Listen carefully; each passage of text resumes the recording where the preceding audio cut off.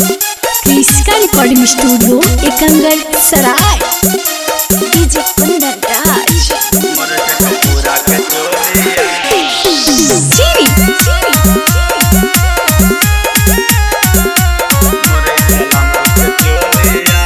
Presented by क्रिस्का films.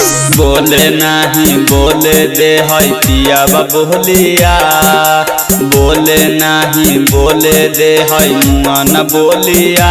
रतिया फाड़ी देलक ना मोरना बादा के चोलिया, रतिया फाड़ी देलक ना मोरना लंदा के चोलिया। कहल रहनी हो कपिया धीरे खोली हा, कहल रहनी हो कपिया धीरे खोली हा। रतिया फाड़ी देलक ना मोर जहाना के चोलिया, रतिया फाड़ी देलक ना मोर से कपूरा के चोलिया।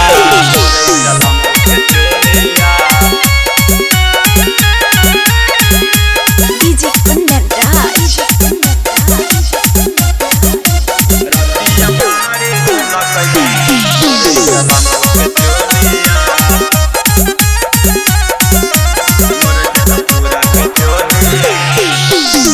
रोज रोज पिया हमर दारू पिए गंजा बुरा माँ। 16 सिंगार के करो है गंजा नाम रामा। रोज रोज पिया हमर दारू पिए गंजा बुरा माँ। 16 सिंगार के करो है गंजा नाम रामा। ठोकै के बाड़ी कहै मुआ न जल्दी खोला ना, ठोकै के बाड़ी कहै पिया जल्दी खोला ना। रतिया फाड़ी देलक ना मोर से कपूरा के चोलिया, रतिया फाड़ी देलक ना मोर सलामपुर के चोलिया।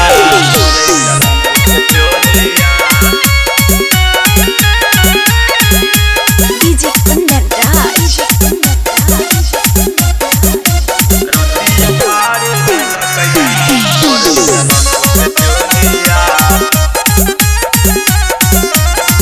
क्रिस्का रिकॉर्डिंग स्टूडियो एकंगर सराय। से जिया पचड़ है पिया बढ़ धड़कन रामा।